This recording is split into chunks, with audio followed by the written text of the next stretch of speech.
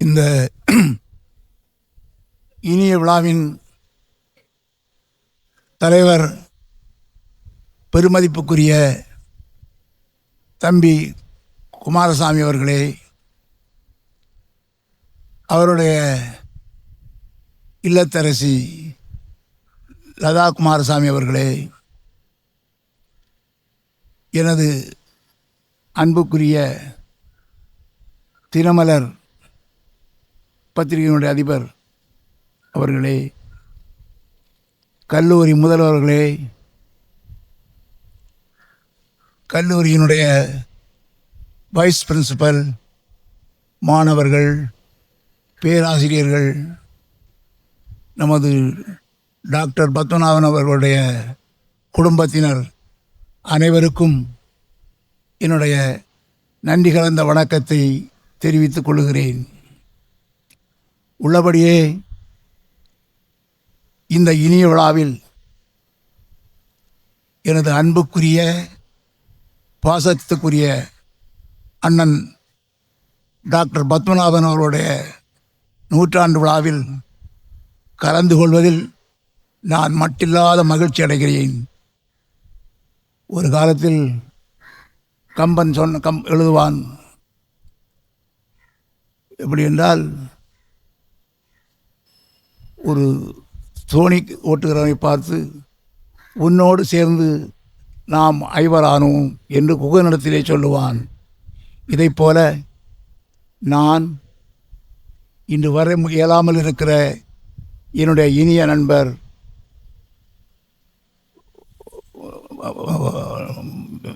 Kurien Abraham அவர்கள், நம்மை விட்டு பிரிந்துவிட்ட டாக்டர் ஜெயசேகரன் அவர்கள், டாக்டர் பத்மநாபன் அவர்கள், நாங்கள் 4 பேரும் நண்பர்களாய் உடன் பிறந்தவர்களாய் நாங்கள் வாழ்ந்தோம். எங்களில் 2 போய்விட்டார்கள். நானும் குரியன் அவர்களும் இருக்கிறோம். இன்று குரியன் அவர்களால் இந்த விழாவில் கலந்து கொள்ள முடியவில்லை. அதை தம்பி குமாரசாமியிடத்திலே சொல்ல சொன்னார். 3-4 நாளாக எனக்கு கூட உடல்நலக்குறைவு, வர இயலாது என்று நான் முதலிலே ஒரு மெசேஜ் கொடுத்தேன். அடுத்தபடியாக வந்து நான் கீழே உட்கார்ந்து கொள்கிறேன், என்னால் பேச இயலாது என்று சொன்னேன். கடந்த 4 ஆண்டுகளில் நான் 2 கூட்டங்களில் தான் பேசியிருக்கிறேன். மற்றவைகளை எல்லாம் நான் தவிர்த்து விடுவேன். ஒன்று, டாக்டர் நமது மதிப்புக்குரிய காமராஜ் அவர்களுடைய பிறந்தநாள் விழாவில் நான் வந்து பேச வேண்டும் என்று சிவந்தி ஆதித்தனார் காலையிலே என்னை கூப்பிட்டார்கள். நான் நாடார் சமுதாயத்திற்கே எதிரி. காரணம், காமராஜரை எதிர்த்து போட்டியிட்டவன். இங்கே சொன்னார்களே, கோஆபரேட்டிவ் சென்ட்ரல் பேங்க், அதனுடைய தலைவராக இருந்த ராமச்சந்திரன் நாடாரை எதிர்த்து நான் வெற்றி பெற்றவன். ராஜாக்கமங்கலம் பஞ்சாயத்து யூனியனிலே மதிப்புக்குரிய நண்பர் அவர்கள் போட்டியிட்டு 3 தடவை இருந்தார். நான் அதில் வெற்றி பெற்றேன். இவையெல்லாம் வந்து என்னை ஓரளவுக்கு அந்த ஜாதியிலிருந்து ஒதுக்கி வைத்தவை போல தான் என்னுடைய வாழ்க்கையை கழிந்து கொண்டிருந்தது. ஆகவே காமராஜரை பற்றி நீ பேச வர வேண்டும் என்று சொன்னவுடன் நான் ஆர்வமாக போனேன். நீங்களெல்லாம் என்னை ஏசுகிறீர்கள், தூற்றுகிறீர்கள். ஆனால் நான் பாராளுமன்றத்தில் இருந்த 6 ஆண்டுகளில் 5 ஆண்டுகள் நான் காமராஜரோடு எவ்வளவு இணக்கமாக இருந்தேன் என்பதையும், அவர் என்னை எப்படி ஒரு பிள்ளையைப் போல் நடத்தினார் என்பதையும் நான் அந்த விழாவிலே சொல்லிவிட்டு வந்தேன். பிறகு இனிமேல் வேண்டாம் என்று நான் நினைத்தேன். எனக்கும் 94 வயசு முடிய போகுது பாருங்கள். அதுக்கு முறம் ஆசைப்பட்டு போய் இந்த மைக்கில் எல்லாம் போய் இருக்குதுல, எனக்கு கொஞ்சம் கஷ்டமாக தான் இருந்தது. வேண்டாம் என்று தான் நினைத்தேன். அது டாக்டர் பத்மநாபன் அவர்களுடைய 100ஆண்டு விழாவில் நான் கலந்து கொள்ளவில்லை என்றால் அதை போல ஒரு பெரிய பாவமே கிடையாது. உடல்நிலை குறைவாக இருந்தாலும் நான் வருவேன் என்று சொன்னேன். வந்து அவரை பற்றி பேச வேண்டும் என்று சொன்னேன். அவருடைய மாமா பயோனியர் அவருடைய 100ஆண்டு விழாவில் அது 5 நாட்கள் நடைபெற்றது. 5 நாள் தானே, 3 நாள் நடைபெற்றது. ஒரு நாள் மீட்டிங்கில் நான் கலந்து கொண்டு அவர் எப்படி இந்த மாவட்டத்தில் விவசாயத்தையே நம்பி கிடந்த இந்த மண்ணில் இண்டஸ்ட்ரியை கொண்டு வந்தார். முதலாக குமரி மாவட்டத்தில் தொழில்மயமாக இன்றைய தினம் இண்டஸ்ட்ரீஸ் எல்லாம் இருக்கிறது என்றால் அதற்கு தந்தையே பயணியர் குமாரசாமி தான் என்று நான் அந்த விழாவிலே தெரிவித்தேன்.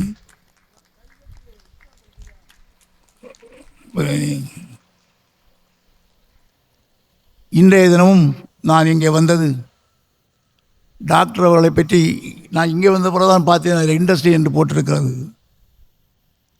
அவர் இண்டஸ்ட்ரிக்கு மட்டும் சொந்தக்காரர் அல்ல.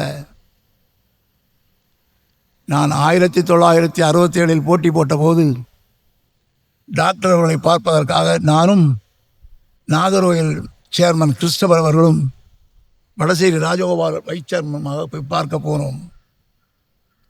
எனக்கு அவரிடத்தில் பிடித்ததே தான். உண்டு என்றால் உண்டு என்பார், இல்லை என்றால் இல்லை என்பார். அவரிடத்திலே போய் திமிர் காட்டினால் யாராலும் அவரை அவரிடத்தில் வெற்றி பெற முடியாது. அவரிடத்திலே நாங்கள் வாக்கு கேட்க போனோம்.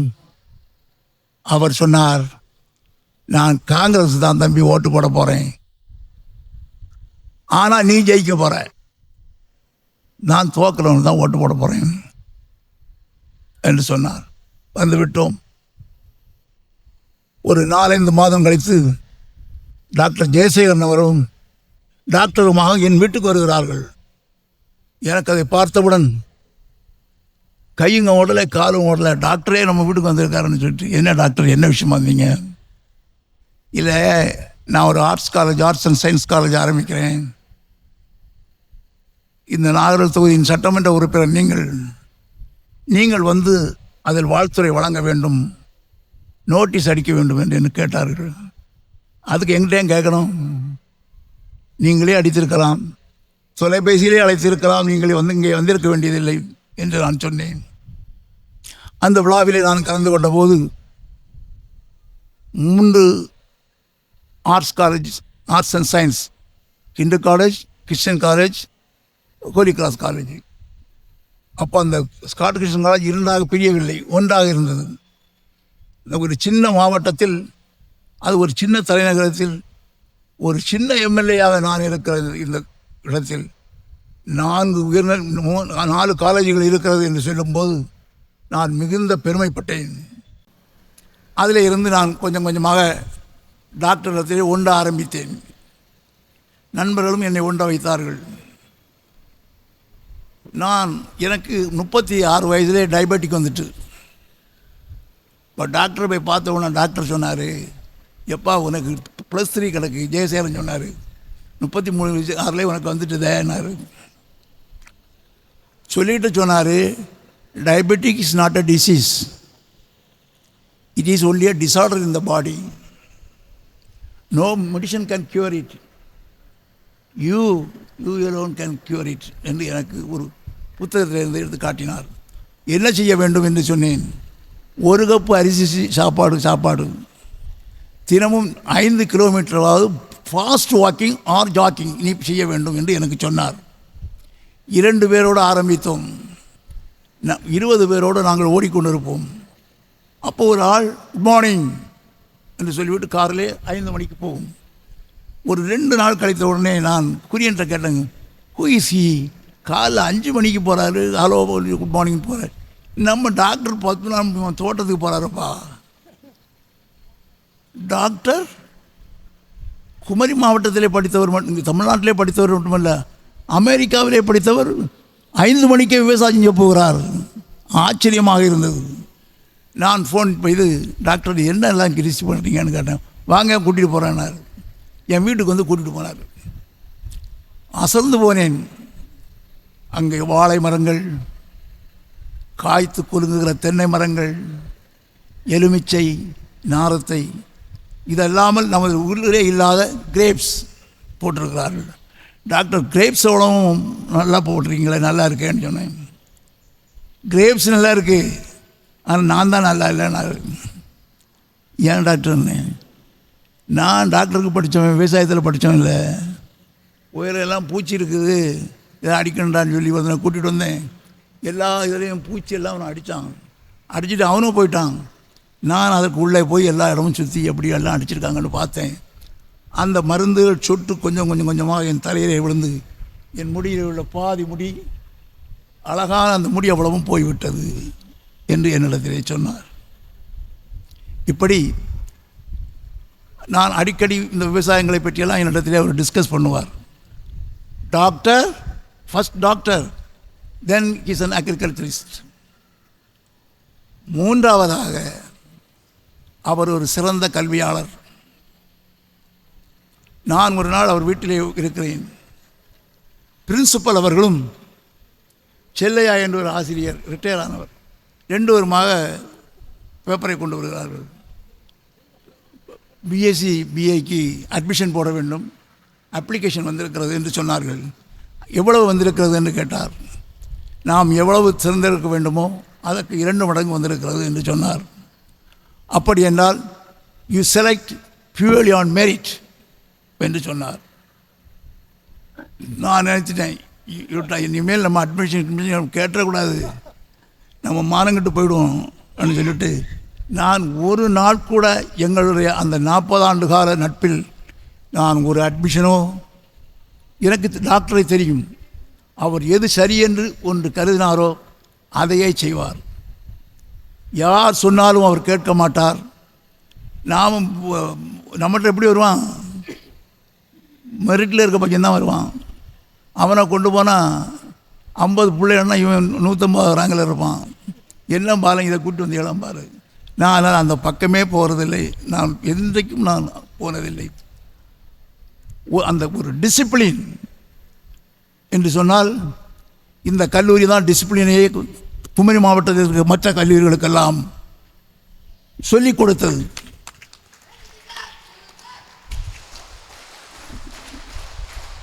அந்த அளவுக்கு ஒரு டிசிப்ளின் இருந்தது. இந்த கல்லூரியிலே இடம் கிடைப்பதற்காக எப்படி வெள்ளூரிலே இருக்கிற விஸ்வநாதனுடைய காலேஜில் அட்மிஷனுக்கு போகிறார்களோ, அதே போல் இங்கே ஒவ்வொருத்தரும் ஒரு அட்மிஷன் இந்த காலேஜிலே கிடைத்தால் போதும் என்று சொல்லுகிற அளவுக்கு 4 ஆண்டுகளில் இந்த கல்லூரியை முதன்மை கல்லூரியாக கொண்டு வந்தார். அவர் ஒரு கல்வியாளர், டாக்டர், விவசாயி, கல்வியாளர். அடுத்தபடியாகத்தான் நீங்கள் சொல்கிற இண்டஸ்ட்ரீஸுக்கு நான் வருகிறேன். அவர் நாகம்மாள் மில் பயோனியர் கொண்டு வந்தார். ஆட்சேபனை எந்த சந்தேகமும் கிடையாது. விவசாயத்தை நம்பி நடந்த இந்த மண்ணில் இண்டஸ்ட்ரி என்ற ஒன்றை ஆங்கில அறிவும் இல்லாமல்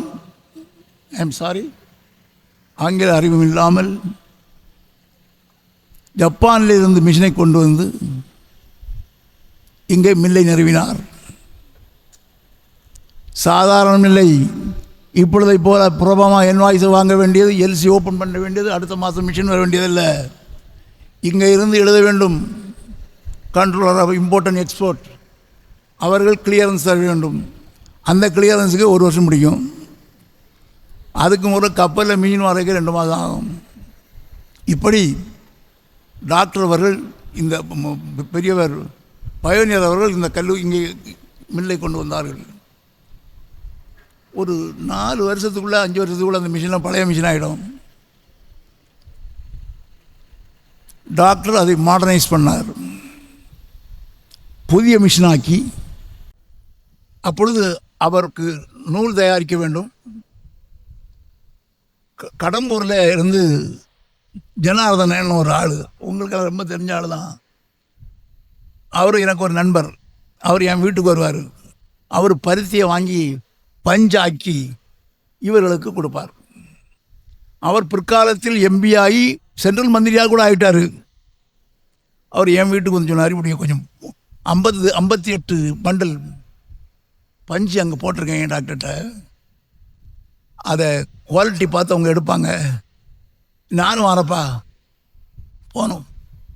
டாக்டர் ஒரு தொழிலாளியை போல நின்று அவ்வளவு பஞ்சையும் பிரித்து பார்த்து 57 அக்செப்ட் பண்ணிவிட்டு ஒன்றை ரிஜெக்ட் பண்ணார். நான் எனக்கு கிறுக்கு பயிர காலில் விழுந்து அதையும் ஓகே பண்ண சொல்லணும். டாக்டர் ஒன்றை சொன்னால் அதை நான் எதிர்த்து சொல்வதில்லை, நான் அதை திரும்பி தான் எடுத்துகிட்டு போகிறேன் என்று சொன்னார். ஆக டாக்டருக்கு படித்தவர் அந்த பஞ்சு கூட எந்த பஞ்சு நல்ல பஞ்சு, எது குவாலிட்டி என்று கண்டுபிடிக்கிற திறமை படைத்தவராக அவர் இருந்தார். அந்த நேரத்திலே தான் நம்ம ஊரில் ஒன்றுமே ஒரு ஃபேக்ட்ரி கேரளாவில் கட்ட போனேன். கட்டி மிஷின் வரதுக்கு அங்கே ஒன்று கம்பை நாட்டுறான், ஒரு சிவப்பு துணியை கட்டுறான். இதே வேலை இங்கே எப்பொழுதும் நடக்கும். ஒரு 10 கோரிக்கையை வைத்தால் டாக்டர் 2 டிக் அடிப்பார். இவர்கள் அதற்கு மேல் என்ன சொன்னாலும் அவர் கேட்க மாட்டார். அவர்கள் உடனே போராட்டத்தை ஆரம்பிப்பார்கள். அப்போ வடசேரியில் இருக்கிற கைத்தறி நெசவாளர் சங்கத்தினுடைய தலைவராக நான் இருந்தேன். அப்பொழுது கம்யூனிஸ்ட் பார்ட்டியை சார்ந்தவர் தான் வைஸ் பிரசிடண்டாக இருந்தார். அவர் தான் இங்கேயும் இருந்தார். ஆக ஸ்ட்ரைக் வந்தது. டாக்டர் சென்னையிலே இருந்தார், டாக்டர் அம்மா வீட்டிலே இருந்தார்கள். இவர்கள் என்ன பண்ணினார்கள், போராட்டம் ஆரம்பித்தவர்கள் எங்கிருந்து இதையெல்லாம் பறக்கி கொண்டு போய் டாக்டருக்கு வீட்டுக்கு முன்னாலே வைத்து அங்கே வந்து போராட்டம் ஆரம்பித்தார்கள். அவங்களுக்கு சாப்பிட முடியாது, பல கஷ்டங்கள் இருந்தது. எங்களால் முடிந்த உதவிகளை நாங்கள் செய்ய வேண்டிய அளவுக்கு ஒரு நிர்பந்தம் வந்தது. அப்பொழுது சீதாராமச்சந்திரன் ஒரு கலெக்டர் இருந்தார். அவரிடத்திலே போய், என்ன அநியாயம் இது, நாகமாழ்மில் இங்கே இருக்குது, இங்கே போராடணும், இதை விட்டுட்டு அவங்க வீட்டில் போய் யாரையும் உள்ளேயும் போடாமல் வெளியும் போடாத என்ன இது? அவர் உடனே எஸ்பிக்கு சொல்லி 4 மணி நேரத்தில் அவர்கள் இங்கே வந்தார்கள். பிறகு பேச்சுவார்த்தையில் கூட டாக்டர் என்ன சொன்னாரோ அதை ஒத்துக்கொண்டு தான் அந்த ஸ்ட்ரைக் பின்வைக்கப்பட்டது. அப்படி டாக்டர் அவர்கள் ஒரு பெரிய இண்டஸ்ட்ரியலிஸ்டாகவும் இருந்தார், விவசாயியாக மட்டுமல்ல, அவர் பல முகம் கொண்டவர், ஒரு பன்முகத்தன்மையுடையவராக டாக்டர் திகழ்ந்தார்கள். அதற்கு முன்னாலே நான் இதை பேசும்போது இந்த குமரி மாவட்டத்தில் ஒரு தொழில்மயமாக ஆக்குகிற வேலையில் பயோனியர் அவர்கள் என்ன செய்தார்கள் என்பதையும் நான் 5 நிமிடத்தில் நான் சொல்லாமல் போனால் நான் என்னுடைய கடமையிலிருந்து தவறியவனாகி விடுவேன். டாக்டர் அவர் பயோனியர் அவர்கள் இந்த ரொம்ப கஷ்டப்பட்டு எடுத்து மில்லை கொண்டு வந்தார். எல்லோரும் சொன்னாங்க, இந்த மாதிரி பைத்தியம் பிடிச்சிருக்கு, இங்கே கொண்டு வந்துங்க, என்ன ஒரு மில்லாம் கொண்டு வரானா, இப்படியெல்லாம் நக்கல் ஏழு செய்தார்கள். அப்போது எலெக்ஷனுக்கு வந்தவனுக்கு ஜப்பான் பாஷை தெரியும், இங்கிலீஷ் தெரியாது. நமது குமாரசாமி ஐயா அவர்களுக்கு தமிழ் தெரியும், ஹிந்தியும் தெரியாது, இங்கிலீஷும் தெரியாது. ஆக பத்திரிகையிலே ஒரு விளம்பரம் போட்டார், ஜப்பனீஸ் லாங்குவேஜும் தமிழ் மொழியும் தெரிந்தவர்கள் யாராவது இருந்தால் நேரடியாக வரலாம் என்று. ஒருவன், நமது தமிழ்நாட்டை சார்ந்த ஒருவன் கப்பலிலே வேலைக்கு போகிறான். அங்கே கப்பலிலே கூலியாக இருக்கிறவன் ஒரு ஜப்பான்காரனை கொண்டு போட்டான். அவனுக்கு 6 வருஷம் ஜெயிலு, ஜப்பான் ஜெயிலில் கடந்து வந்தவன். அங்கே நல்லா ஜப்பான் பாஷையெல்லாம் பேசுவான். அவன் வந்தவுடன் பயோனியர் அவரை எடுத்து விடுகிறார். ஆக பயோனியர் குமாரசாமி அவர்களுக்கும் அந்த ஜப்பான்காரனுக்கும் ஒரு பாலமாக அவன் இருந்து இந்த காரியங்களை செய்து கொண்டிருந்தான். இது எனக்கு உங்கள் அப்பா சொன்னது. ஒரு நாள் இந்த நியூடில்ஸ் கிடைக்கல, அது கிடைக்கல, இது கிடைக்கல, இங்கே உள்ள சோறும் இந்த மீன் குழம்பு நான் சாக போகிறேன், நான் ஊருக்கே போகிறேன்ப்பா என்று சொல்லிட்டான். உடனே டாக்டருடைய தம்பி நாகமணி அவர்கள் அவரை அழைத்து கொண்டு எஸ்டேட்டுக்கு போகிறார். எஸ்டேட்டில் போய் ஒரு வாழை இலையை போட்டு அதில் அவிச்ச மரச்சீனி கிழங்கை வைத்து அதில் கொஞ்சம் தேனையும் விட்டு கொடுக்குறார். அவன் சாப்பிட்டுக்கிட்டு வெரி குட்னு இருக்கான். அடுத்தவுடன் கனி ஒழுகுகிற சக்கைப்பழம் அதிலே 4 சுளையை எடுத்து அவருக்கு வைக்கிறான், அதையும் சாப்பிடுகிறான். 4 மட்டி பழத்தை கொடுக்கிறார்கள், அதையும் சாப்பிடுகிறான். சொல்லிவிட்டு சொன்னான், எனக்கு எந்த பொருளும் வேண்டாம், இந்த பொருளே போதும் என்று சொன்னான். ஒரு 10 நாளைக்கு முன்னே ஒரு நண்பர், உங்களுக்கெல்லாம் தெரிந்தவர் தான், எனக்குடைய நண்பர், அவரிடத்தில் கேட்டேன், நீ க்ளவுஸ் விற்கிறியே, இது கேஷ் அண்ட் கேரியா, உன்னை அட்வான்ஸ் தருவாங்களான்னு கேட்டேன். இல்லையா போயா, எனக்கு வெளியில் 30 கோடி ரூபா கடன் கிடக்கு, ஒரு நாளைக்கு 50 ரூபாய்க்கு நான் வெளியே அனுப்பணும்னா ஒரு 50 ரூபா வரும், 50 லட்சம் வரும். இது இப்பொழுது பயர்ஸ் மார்க்கெட், செல்லர்ஸ் மார்க்கெட் அல்ல என்று என்னிடத்திலே சொன்னார். அப்பொழுதுதான் நான் நினைத்தேன், கடன் இல்லாத பிஸ்னஸை பயோனியர் செய்தார். சினிமா தியேட்டருக்கு போகிறீங்க, கடன் வைக்க முடியுமா? காசு கொடுத்தா தான் உள்ள விடுவோம். பயோனியர் பஸ் வைத்திருந்தார், அங்கே டிக்கெட் எடுத்தால் தான் உள்ள விடுவான். பெட்ரோல் பங்கு வைத்திருந்தார், பணம் கொடுத்தா தான் பெட்ரோல் போடுவான். லாட்ஜ் வச்சுருந்தார், பணம் கொடுத்தா தான் உள்ளே விடுவான். ஆக ஒரு காலத்தில் அவர் அப்படிப்பட்ட தொழில்களை எல்லாம் தேர்வு செய்து பயோனியர் அவர்கள் மிகப்பெரிய புரட்சியை இந்த குமரி மாவட்டத்தில் உருவாக்கியவர். அவரை தொடர்ந்து டாக்டர், என்னுடைய அன்பு தம்பி, எல்லோரும் இன்னைக்கு சிறப்பாக அந்த தொழிலை நடத்தி கொண்டிருக்கிறார்கள். நான் அவர்களை பாராட்டுகிறேன், வாழ்த்துகிறேன். அதே நேரத்தில் என்னுடைய நீண்ட நாள் நண்பர் சத்தியமூர்த்தி அவர்கள் வந்திருக்கிறார்கள். அவர்களை வரவேற்பதில் நீங்கள் வரவேற்றீங்க, நான் ஸ்பெஷலாக ஒன்று வரவேற்கணும். என்றால் நாங்கள் அவ்வளவு நண்பர்களாக இருந்தோம். நான் திருவனந்தபுரத்தில் பிஏ படிக்கும்போது அவங்க அப்பாக்கிட்ட கூட நண்பராக இருந்தேன் நான்.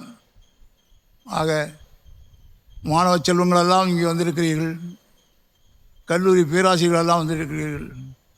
நான் அதிக நேரம் பேசி உங்களை போர் அடித்து விட்டேன் என்று நான் நினைக்கிறேன். போர் அடிக்கலையா?